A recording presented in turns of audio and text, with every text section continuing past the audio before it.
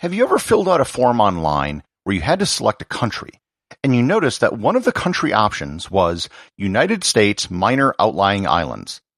If you have, you might have wondered, what are those islands? Who lives there?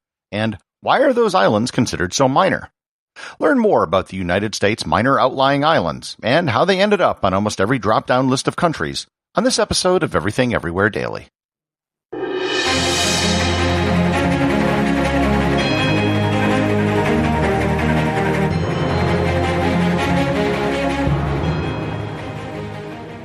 This episode is sponsored by the Travel Photography Academy. If you've listened to enough episodes of this podcast, you'll notice that I often interject places that I've visited. That's because I spent over 10 years of my life traveling around the world almost nonstop. During that time, I went from being a complete novice in photography to winning almost every major travel photography prize in North America.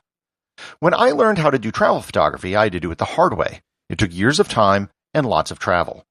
That's why I created the Travel Photography Academy, so you can learn from me in much less time, spending much less money. It's an online video course which I shot on location in France, Spain, and the United States, and I cover everything you need to improve your travel photography. So, if you want to take your photography to the next level and get better photos on your next trip, visit travelphotographyacademy.com or click on the link in the show notes. I'll start off talking about the U.S. Minor Outlying Islands by explaining what they are not. These islands are not the populated U.S. territories. So in other words, it is not Puerto Rico, not Guam, not American Samoa, not the U.S. Virgin Islands, or not the Northern Mariana Islands. These territories are all categorized separately. The Minor Outlying Islands specifically refers to 9 islands, which are all U.S. territories. 8 of them are in the Pacific, and 1 is in the Caribbean. These are sorts of the crumbs of the United States. The Caribbean island is called Navassa. It's about 2 square miles in area, and it's located roughly between Haiti, Jamaica, and Cuba. There has never been a long-term human presence on the island. There was some guano mining in the 19th century and a lighthouse in the early 20th century, and that's about it. The other 8 islands are all in the Pacific. They are Baker Island, Howland Island, Jarvis Island, Johnston Atoll, Kingman Reef, Midway Atoll, Palmyra Atoll, and Wake Island. All of these are separate individual territories of the United States. All 8 of them are coral atolls, with the exception of Midway Island. All of them are located approximately west to southwest of Hawaii. Midway is actually on the Hawaiian Island archipelago, but it's not part of the state of Hawaii. All of these islands came into the possession of the United States in the 19th century. I'll briefly go through all 8 islands. While they have similar stories, they all have slightly different histories. To start, Baker Island is located approximately halfway between Hawaii and Australia, and it's 13 miles north of the equator. It has an area of half a square mile. There was limited guano mining in the 19th century, and there was a small landing strip built during World War II. Howland Island lies about 42 miles north of Baker Island. It's 1 square mile in area, and it was the place Amelia Earhart was trying to find when she disappeared. There's evidence that early Polynesians visited the island, but it was uninhabited by the time Europeans discovered it. There was a brief attempt at settlement in the 1930s, and I'll get to that more in a bit. Jarvis Island is located to the east of Baker and Howland, and about halfway between Hawaii and the Cook Islands, and it lies 25 miles south of the equator. It's 1.7 miles in area, and it's a coral atoll with a completely dry lagoon. It too was mined for guano in the 19th century and was abandoned before World War II. Johnston Atoll is 750 miles southwest of Hawaii. It has 1 major island which is dominated by a runway. In the 1930s, it was a base for seaplanes that needed to refuel when crossing the Pacific. An airfield was built at the start of World War II, and it was also used as a submarine refueling base. After the war, there were regular civilian flights to the island.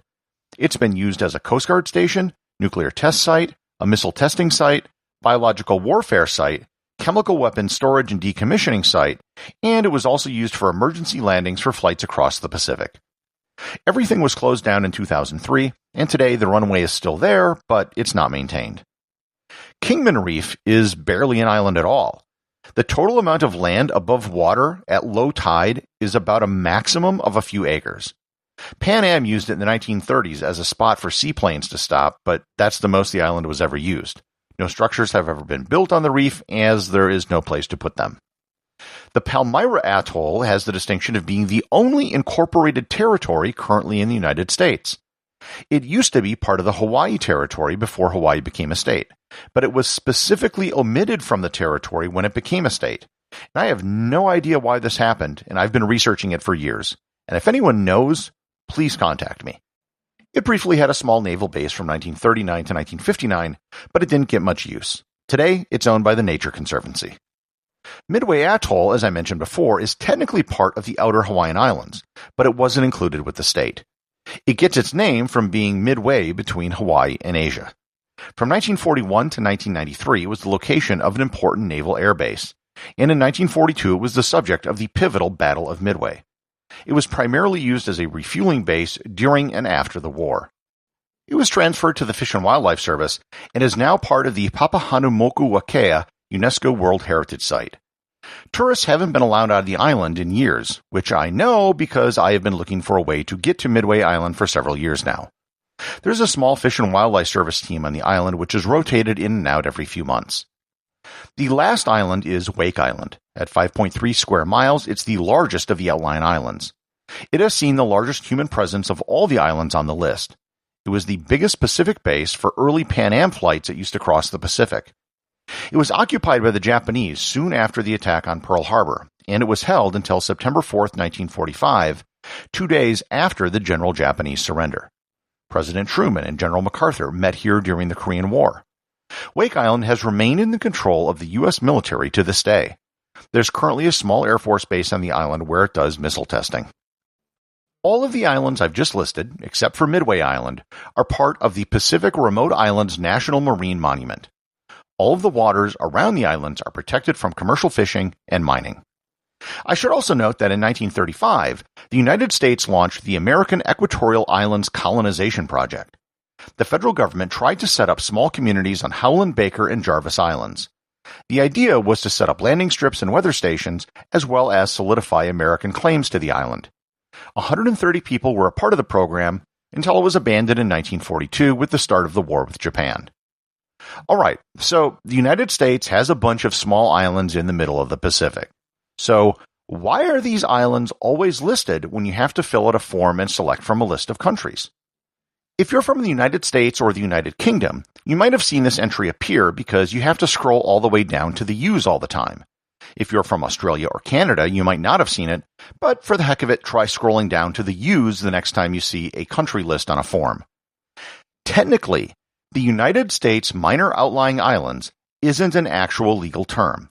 It isn't used by the United States at all. It was created and is used by the International Standards Organization. They're the group that comes up with the standards of codes for countries, and it's called the ISO 3166-1. There are 249 codes for countries and territories around the world.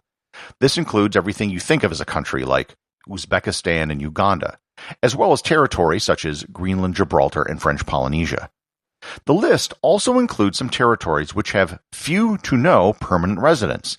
Specifically, the French Southern Territories, which are the subantarctic islands in the Indian Ocean, South Georgia and the South Sandwich Islands, which is a British territory above Antarctica and between South America and Africa, and the United States Minor Outlying Islands. When you fill out some form online and it requires you to select a country, and you see an option for United States Minor Outlying Islands, they're just using the ISO 3166-1 list. There is no one who permanently lives in the U.S. Minor Outlying Islands. No one has these islands as an address, and there is no mail service to these islands, save for military post to Wake Island. It really makes no sense that people keep putting this on a list of countries for actual forms that people need to fill out. It can only be selected by accident. There's literally no one who could accurately select it. Moreover, when listed in alphabetical order, it's right next to the United States, so it's easy for someone to accidentally select it. So, the United States Minor Outlying Islands are in fact very minor islands in the middle of nowhere that are a part of the United States. But no one lives there, no one calls it home, yet somehow it ends up on a list of countries on the internet. The associate producers of Everything Everywhere Daily are Peter Bennett and Thor Thomsen. If you'd like to support the show, please join the list of patrons over at patreon.com. And also remember, if you leave a review or send me a question, you too can have it read on the show.